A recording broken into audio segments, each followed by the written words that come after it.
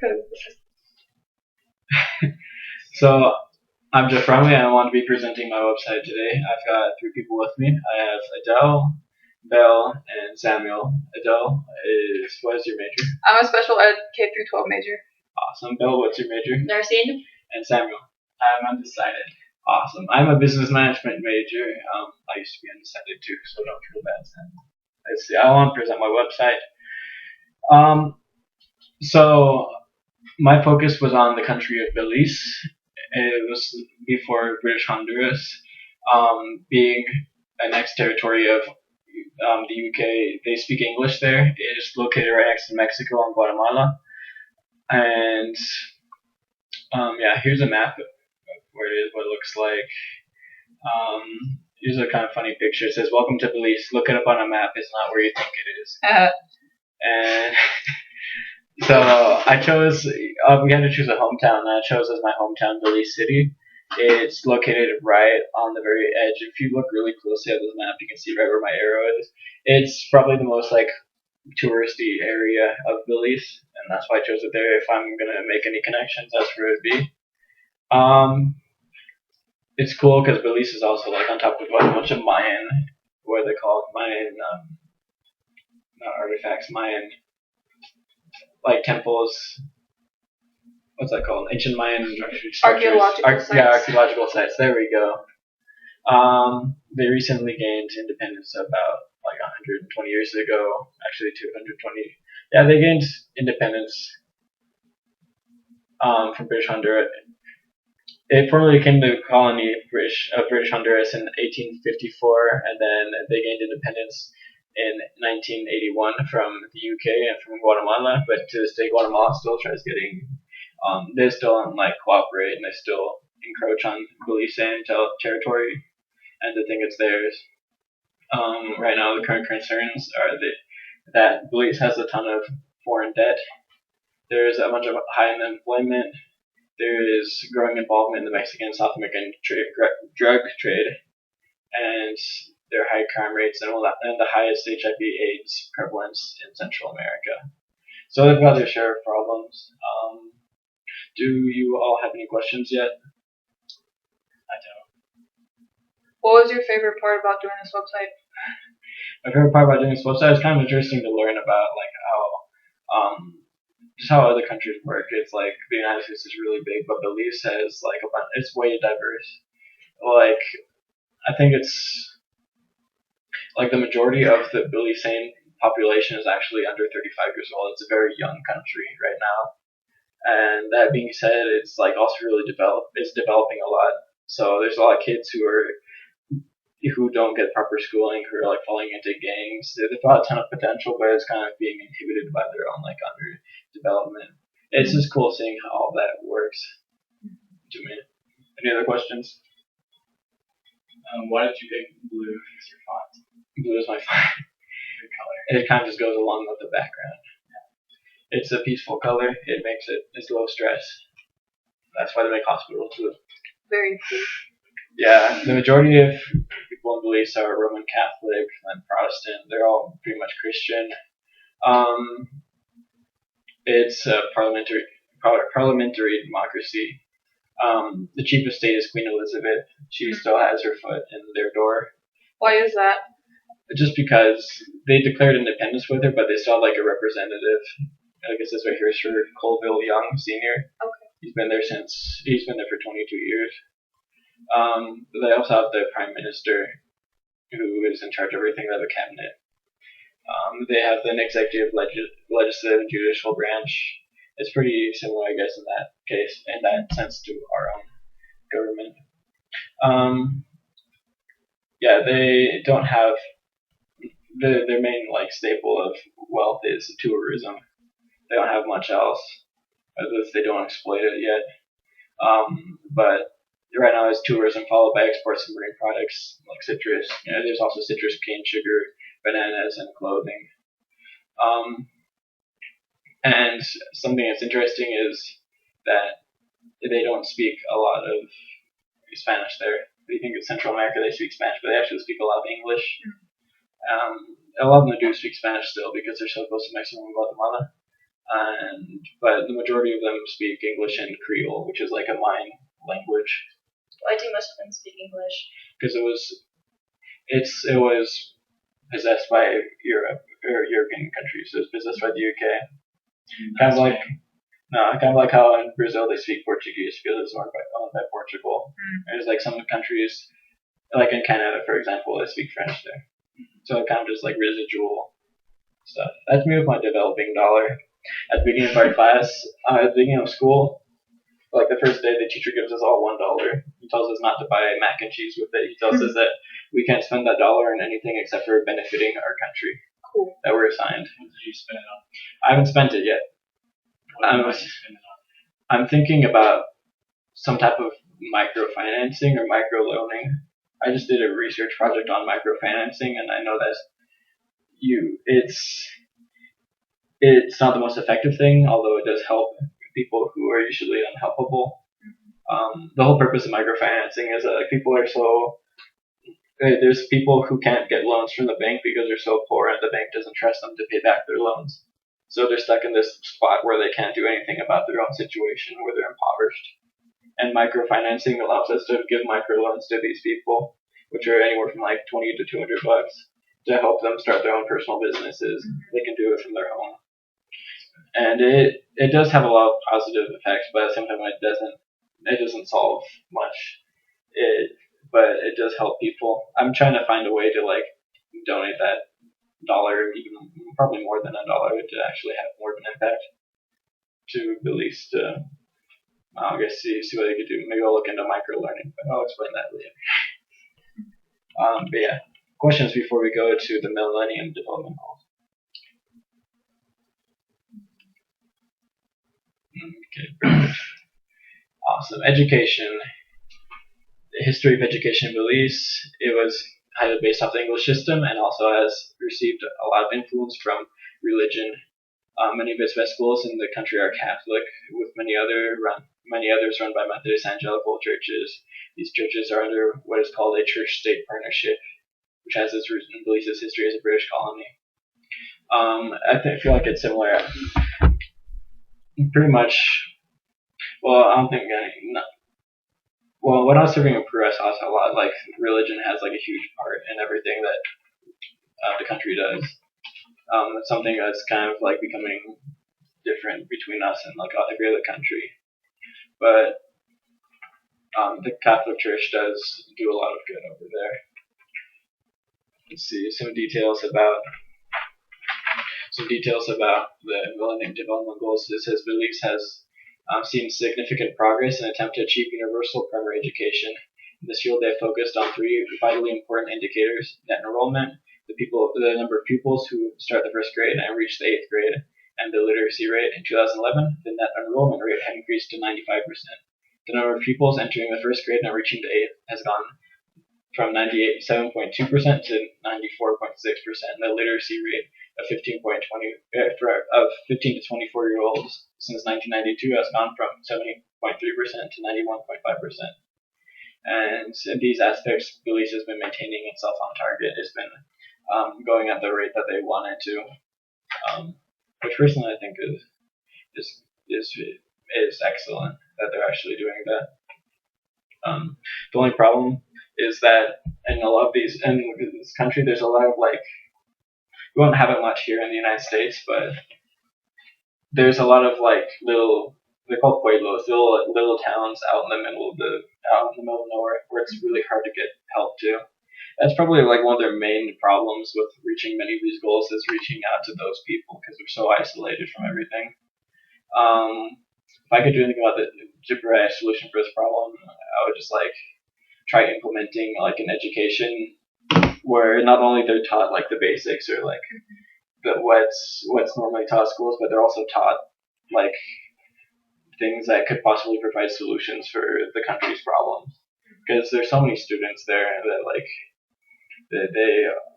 they can't even like with their own abilities like they don't turn to education to meet their goals. They turn to gang activity. But if they like make school schoolwork like more centered on their needs of their family and of the country, then I feel like that could help them a lot more. I've never really seen that before, but I feel like it could help. Are there any questions right now? I think you had questions. I have a question about this. Yeah. How would you solve the problem of like getting the people in the pueblos educated? Is there any way to like reach out to them? Do you think? Or There's something that the church did. At least in Peru, in Pisco, there's an earthquake. In Pisco, Peru, there's an earthquake, and it ended up destroying a lot of homes. And there's a lot of people like living in tents, and they can't do anything about it. And one of those people we had talked to, he ended up getting baptized, but he was really interested in this one thing where you go to Lima, which is like a 4-hour drive from Pisco, and he stays there for 2 weeks. He gets a paid education to get like a not a degree, but like certification to be like a mechanic or electrical engineer. So something you can do and like work and do that stuff in Pisco and make a living. Something that he wasn't able to do before. And I think that was pretty cool.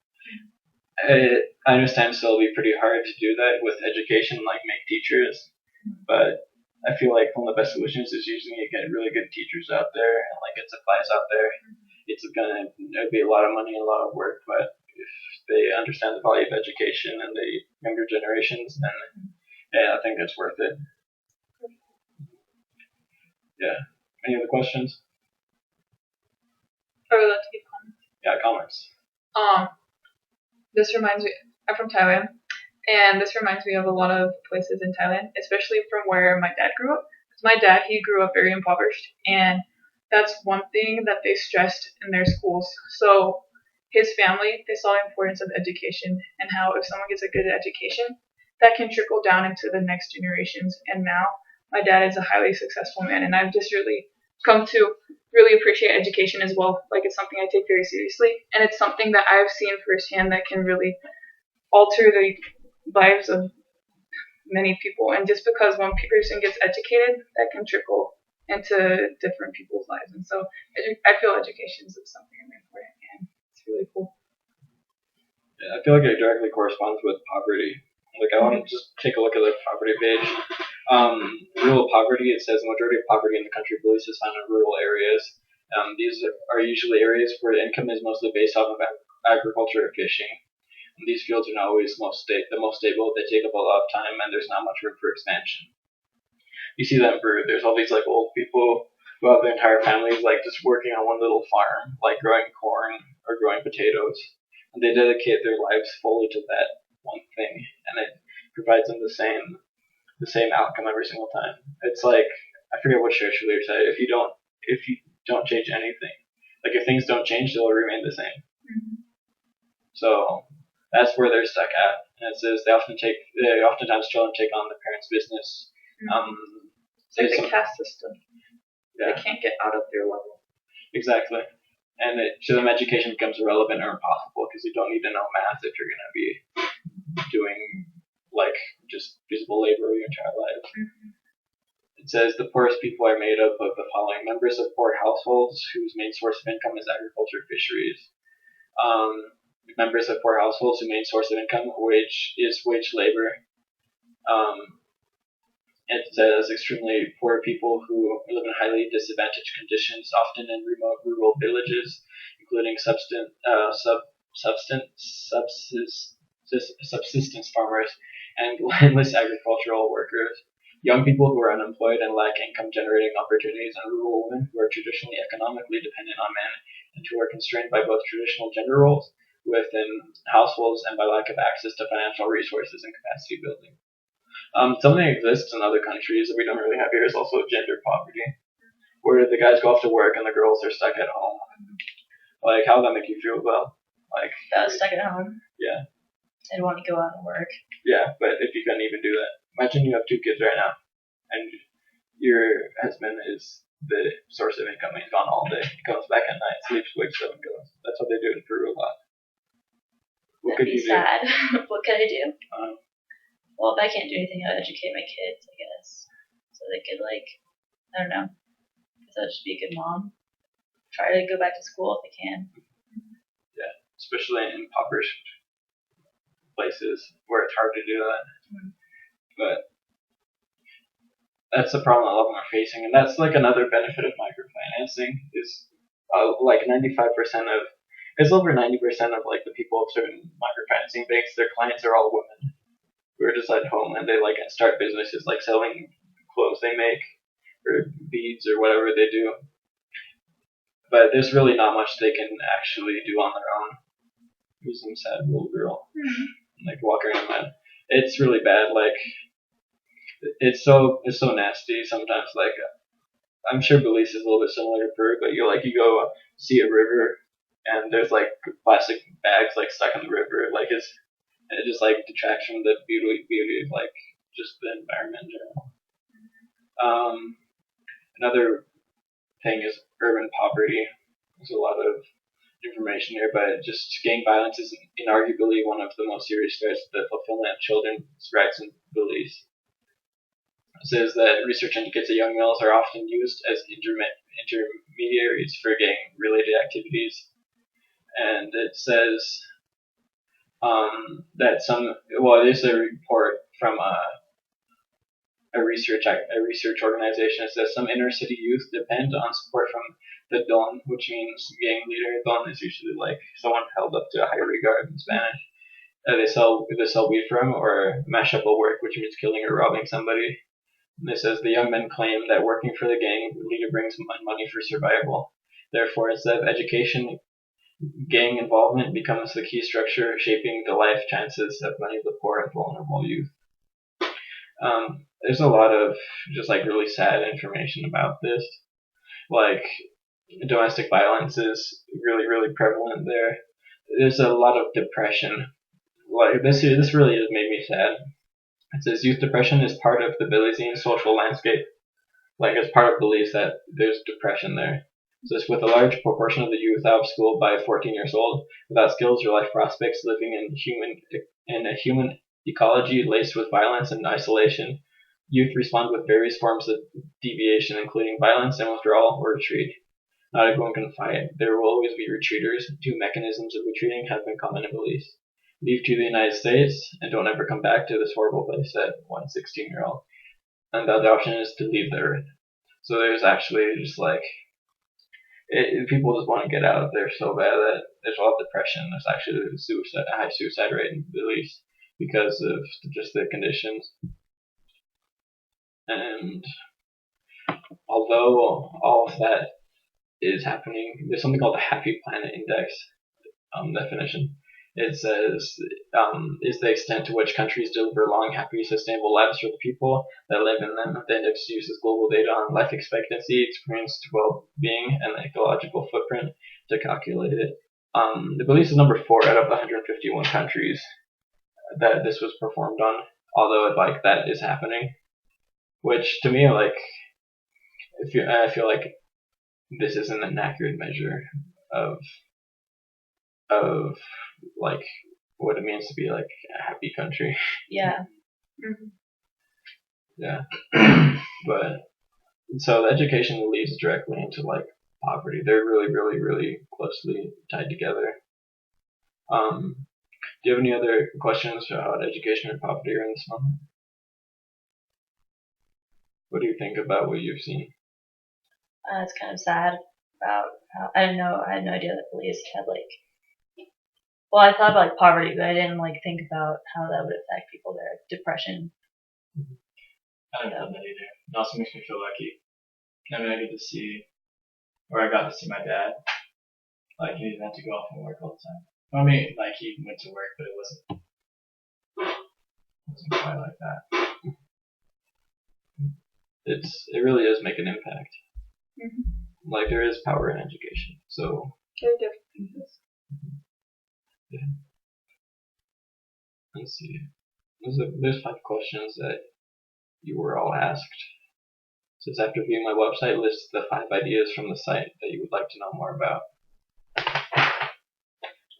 You said When I said gender equality, gender equality.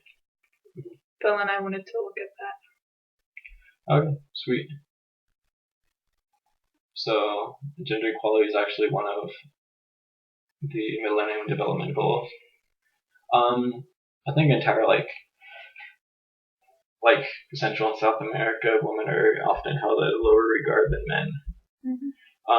Like I said before, they're usually like home cooking or helping the kids when the men are off just working.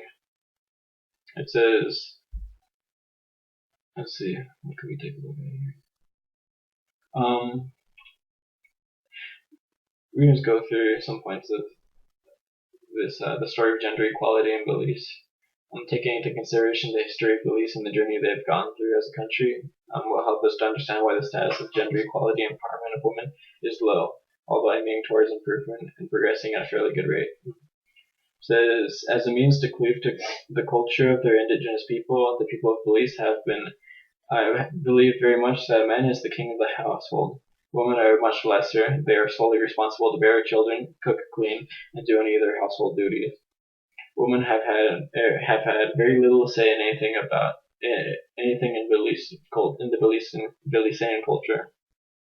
This being said, women are used in a very sexual sense.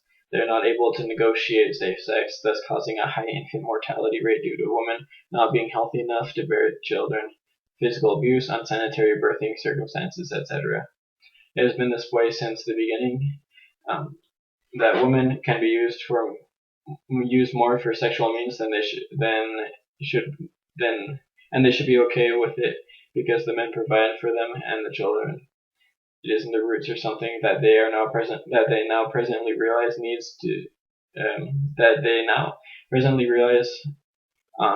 that there needs to be change. So that's just like a little bit of background information. What is the alcohol consumption like? Is it like a really high or average or pretty low? I'm not exactly sure exactly what it is, but I assume it is I assume it's high, just because like if we go to infant mortality and maternal health, like at least when I was in Peru, people drink every single day, just like really cheap beer. They've got like all types of beer down there too. Like this one says like Belkin. Just funny, sounds like beer. It's like a type of. It's just like the alcohol, like a cheap beer they sell in Belize. They do drink a lot. If it's anything like Peru, they drink a lot. Like Sounds like it's a lot like Thailand. Like in Thailand, one of the main, I guess you could say, vices. not vices, the main things that the main crimes that people commit that they get away with is domestic violence. So, for example, like the Thai police, they believe that what happens in the home stays in the home. So, for example, if a husband wants to beat his wife, like it's okay, like they just don't get involved with it because it's under his roof and it's not their business. So, say like someone's wife got really injured and they go report it at the police station. The police will be like, well, he's your husband, he can do what he wants, and so it's really sad, but this is how it is, and they're trying to like change that in the Thai laws, but hopefully that happens. Mm. Like women in general are just underappreciated around the world. Mm-hmm. Yeah. How does the gender equality in Belize compare to places around it? Is it like the same, or is it worse or better? I feel like it's similar just because it is based off of mainly like their own cultural background mixed with the background of what the countries that previously owned them. Like you'll see it in Mexico and Guatemala too, that it's always the guy who goes and works because he works, he has right to do whatever he wants, which isn't really fair. But I feel like that's how it is in a lot of countries. I feel like somehow that it like relates to the United States in some aspects. Like the guy goes out and works, comes back, and like, oh, now it's time to play Xbox or do this or do that, and not much attention is given to the family because that's wife's responsibility. In that sense, it is like something that's going on in this country is actually going on the entire planet in every single country. Any other questions?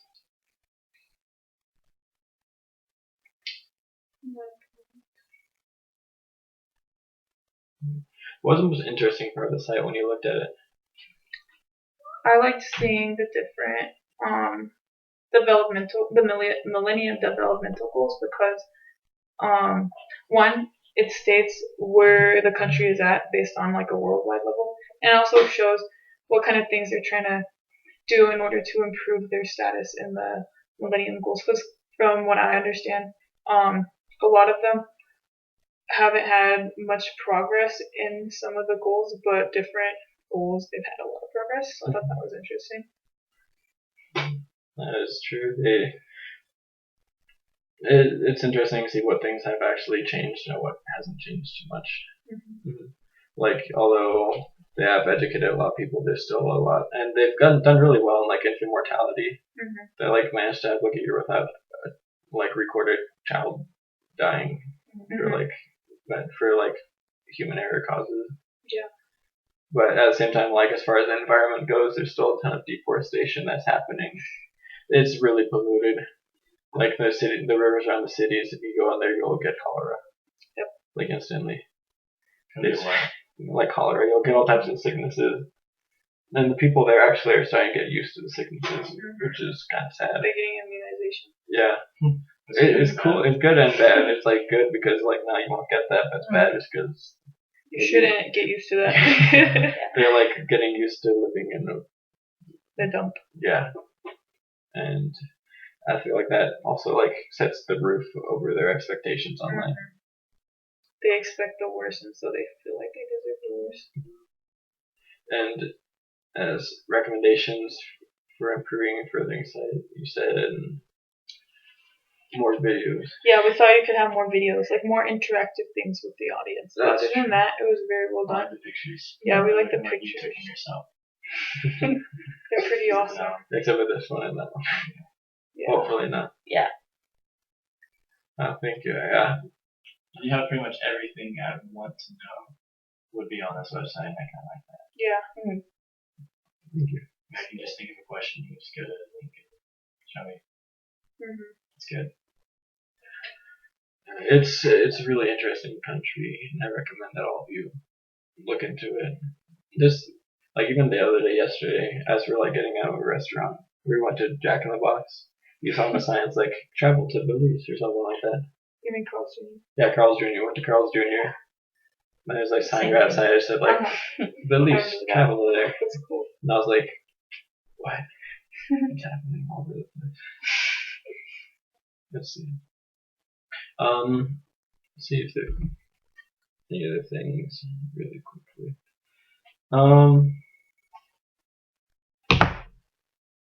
Yeah. So just to end, the direction of this is something I want to explain. It's like the direction I would want the new president of the United States to take on global development. And maybe you could give opinions about this too. I feel like there's a lot of whole untapped potential in these developing countries. Like for example, Africa as a continent, like has so many resources. Like it's ridiculous how many resources they have. They've got more material to work with than I think like any other country or continent on this planet. But because of like poor government and education, and poverty and sickness, it remains that way. Like you've seen it, there's a bunch of exploitation too, like with the diamonds. You've heard of black diamond or blood diamonds. I mean, all that, and I feel like it's the same with every other developing country. Like Belize, they recently discovered oil. There's all types of like Mayan archaeological sites that they're still discovering to this day. It was a lot of stuff. So maybe the new president, could work with the new goals. They changed the Millennium Development Goals that were supposed to be done by 2015 to the sustainable. They called the sustainable. One second.